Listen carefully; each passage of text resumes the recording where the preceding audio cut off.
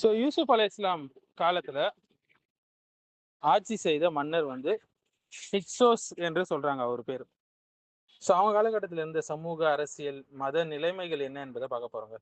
யூசுப் நபி காலத்துல குரான்ல மிக அழகான ஒரு வரலாறாக வருது அவங்களுடைய வாழ்க்கை. வரலாற்று ரீதியாக எகிப்துல ஹிக்ஸோஸ் பீரியட் என்று சொல்லுவாங்க. சுமார் கிமு 1650 1550 வாக்குல ஆட்சி நடந்தது. இதை ஒட்டியதாக பல ஆய்வாளர்கள் சொல்றாங்க. இந்த காலத்துல எகிப்து ஒரு பழைய பேரரசாக இல்ல, மாறாக வெளிநாட்டு ஆட்சியாளர்கள் தான் ஆட்சி செஞ்சாங்க. அவங்களதான் ஹிக்ஸோஸ் என்று சொல்லுவாங்க. ஸோ ஹிக்ஸோஸ் என்பது ஃபாரின் ரூலர்ஸ், செமிட்டிக் ஆரிஜின் உடையவங்க, மேற்கு ஆசியா பகுதியிலிருந்து வந்தவங்க என்று சொல்லப்படுது. எகிப்துடைய வட பகுதியை கைப்பற்றினாங்க. அவங்களுடைய முக்கியத்துவம் என்னன்னு பாத்தீங்கன்னா, அவங்க ஹார்ஸ் அண்ட் சேரியட், குதிரை ரதம் கொண்டு வந்தாங்க. புதிய போர் தொழில்நுட்பங்கள் கொண்டு வந்தாங்க. எகிப்தியர்களுக்கு முன்பு இல்லாத மிலிட்டரி அட்வான்டேஜ் அவங்களுக்கு கிடைச்சது. ஸோ யூசுப் அலை இஸ்லாம் பார்த்தீங்கன்னா ரூலர்ஸை கிங் மலிக் என்று அழைப்பாங்க. அந்த காலத்துல ஃபேரோ என்று இல்லை, ஃபிரோன்கள் இல்லை அப்போ. ஸோ ஹிக்ஸோஸ் ரூலர் வந்து ஃபேரோ டைட்டில் இல்லை, பயன்படுத்தலை. இது குரான் எந்த அளவுக்கு ஹிஸ்டாரிக்கலா வரலாற்று ரீதியாக அக்யூரேட்டா இருக்குன்னு பாருங்க. இது ஒரு ஆதாரம். வரலாற்று ரீதியாக குரான் சரியாக ப்ரூவ் பண்ணியிருக்கு. எகிப்துடைய சமூக அமைப்பு பார்த்தீங்கன்னா, சமூக பிரிவுகள் எப்படி இருந்ததுன்னா, ராஜா இருந்தாங்க, அப்புறம் நோபல்ஸ் அண்ட் அஃபீஷியல்ஸ் இருந்தாங்க, அப்புறம் ஸ்கிரைப்ஸ் எழுத்தாளர்கள் இருந்தாங்க, ஃபார்மர்ஸ் விவசாயிகள் இருந்தாங்க, கடைசி கட்டத்துல ஒர்க்கர்ஸ் அண்ட் ஸ்லேவ்ஸ் அடிமைகள் இருந்தாங்க. வாழ்க்கை முறை எதை நம்பி இருந்ததுன்னா, நைல் நதி அடிப்படையில அக்ரிகல்ச்சர், கிரெயின் ஸ்டோரேஜ் இருந்தது. ஸோ அதுதான் யூசுப் அலை இஸ்லாமுடைய கனவுக்கு விளக்கம் வந்து அந்த கான்டெக்ட் வருது. அப்போ வந்து வீட் அண்ட் பார்லி ப்ரொடக்ஷன் இருந்தது சொல்றாங்க. லெவன்டோடைய ட்ரேடு நடந்தது, வியாபாரங்கள் நடந்தது. பஞ்சகாலங்கள் வந்து காமனா வந்து போகக்கூடியது. 7 வருஷம் பஞ்சம் வந்தது இல்லையா? அப்போ வந்து ஹிக்ஸோஸோடைய ஆட்சி வந்து சென்ட்ரலைஸ்டா இல்லை, டிவைடடா இருந்தது.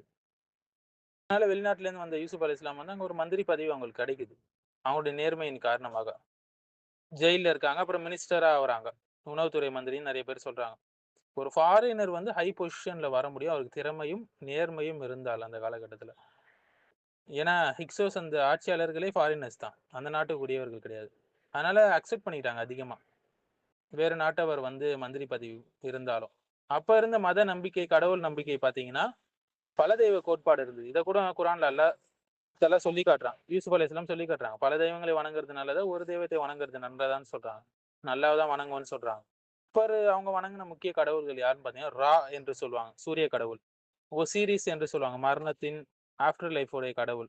ஐஎஸ்இஸ் என்று சொல்லுவாங்க, இஸ் மதர்ஹுட் ஒரு ஒரு இதுவமா இருந்தது. ஹோரஸ் கிங்ஷிப் இருந்தது. அடுத்தது பால் வழிபாடு இருந்தது, பால் வர்ஷிப் இருந்தது. வர்ஷிப் பத்தி ஆல்ரெடி நம்ம வீடியோ போட்டிருக்கோம். ஸோ ஐடில் வர்ஷிப் இருந்தது, உருவ வழிபாடு இருந்தது, டெம்பிள் ரிச்சுவல்ஸ், கோயில்களில் சடங்குகள் இருந்தது, பாதிரிமார்கள் இருந்தாங்க, அவங்களுடைய பவர் இன்ஃப்ளூயன்ஸ் இருந்தது. யூசுப் அலை இஸ்லாம் தன்னுடைய செயலால் தாவா செஞ்சாங்க, நேர்மையாக இருந்தாங்க. ஸோ அதை பார்த்து மக்கள் கண்டிப்பாக கவரப்பட்டிருப்பாங்க இல்லைங்களா? ஜெயிலில் இருந்தவங்களுக்கு தௌஹீதை எடுத்துரைத்தாங்க, அந்த எக்கனாமிக் சிஸ்டமை மேனேஜ் பண்ணாங்க, நீதத்தை எஸ்டாப்ளிஷ் பண்ணாங்க, ஒரு உலகத்தரம் வாய்ந்த ஒரு எக்கனாமிக் பிளானிங் பண்ணாங்க, ஸ்டோரேஜ் சிஸ்டம் பண்ணாங்க, கண்ட்ரோல் டிஸ்ட்ரிபியூஷன் பண்ணாங்க. ஸோ பல லட்சம் மக்கள் காப்பாற்றப்பட்டாங்க. அப்போ பனி இஸ்ரவேலர்கள் எகிப்துக்கு மைக்ரேட் ஆகுறாங்க. நீ எங்க இருந்தாலும் அல்லாஹ் உன்னை உயர்த்துவான், உன்னிடம் உண்மைத்தன்மை இருக்கணும், தக்குவா இருக்கணும், ஈமான் இருக்கணும். ஏன்னா சிறையில இருந்து யூசுப் அலை இஸ்லாம் ஒரு பேரரசுடைய மந்திரியாக ஆகுறாரு. இதுதான் யூசுப் நபியோட வாழ்க்கை.